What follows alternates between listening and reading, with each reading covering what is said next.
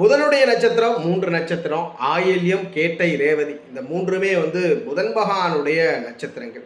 இந்த 3 நட்சத்திரங்களுக்குள்ள ஒரு ஒற்றுமை என்னன்னா, இந்த 3மே உடைவிடாத நட்சத்திரம். முழு நட்சத்திரம் ஒரே ராசியில தான் பிரவேசம் செய்யும். அதுபோல மற்றொரு ஒற்றுமை என்னன்னா, 3மே நீர் ராசிகளிலே பிரவேசம் செய்யும். ஆயில்யம்னா கண்டிப்பா கடகராசியா தான் இருக்கணும். அதுபோல கேட்டைன்னா விருச்சக ராசி, ரேவதின்னா மீன ராசி. இது 3மே நீர் ராசியில் பிரவேசம் செய்யக்கூடிய நட்சத்திர வகையில் வரும். இந்த நட்சத்திரத்தில் பிறந்தவர்களுடைய தசை பயணத்தில் முதல் தசையே புதன் தசை தான். இந்த நட்சத்திரத்தில் எந்த குழந்தை பிறந்தாலும் பிறந்த குழந்தை ரொம்ப புத்தி சாமர்த்தியாக செயல்படும். ஏன்னா புதனுடைய பண்புகள், நட்சத்திர பண்புகளை ஜாதகர் வெளிப்படுத்துவார்.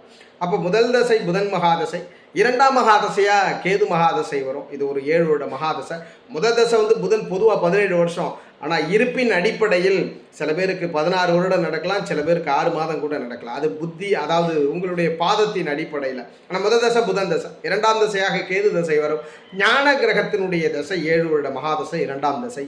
3ஆம் தசையாக சுக்கிர தசை வரும். 20 வருடம். இது இளம் வயதுகளிலே வந்துவிடும். சுக்கிரன் மட்டும் யோகாதிபதியாக இருந்தார்னா சிறு வயதிலே நல்ல சொத்துக்கள், நிலபலங்கள், மிகப்பெரிய பிரமாண்டத்தை கொடுத்து விடும். ஆனால் அவயோகியா மட்டும் இருந்துட்டார்னா சிறு வயதிலே துன்பத்தை அனுபவிக்கக்கூடிய செய்துவிடும். சிற்றின்ப வாழ்க்கையால் பிரச்சனையை கொடுத்துரும், பார்ட்னரால் பிரச்சனையை கொடுத்துரும். ஆனால் அந்த பெண்ணாக இருந்தால் ஆணின் மூலியமாக பிரச்சனையை கொடுத்து வாழ்க்கையை ஒரு ஸ்தம்பிக்க செய்யும்.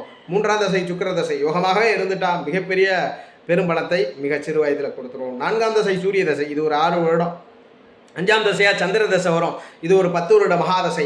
6ஆம் தசையாக செவ்வாய் தசை வரும். இது ஒரு 7 வருட மகாதசை.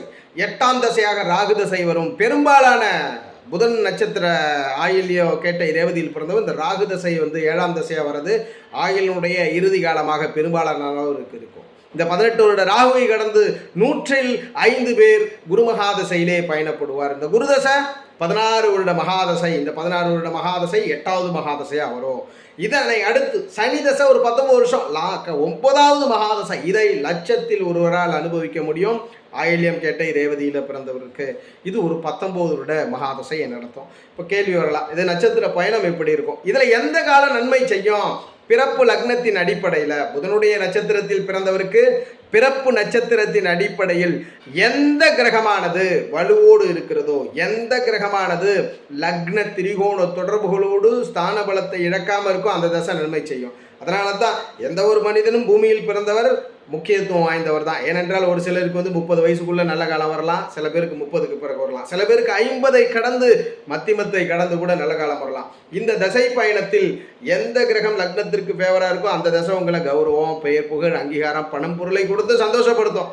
அப்போது ஒரு மனிதன் வாழ்க்கையானது இந்த கிரகத்தினுடைய தொடர்பை பொறுத்து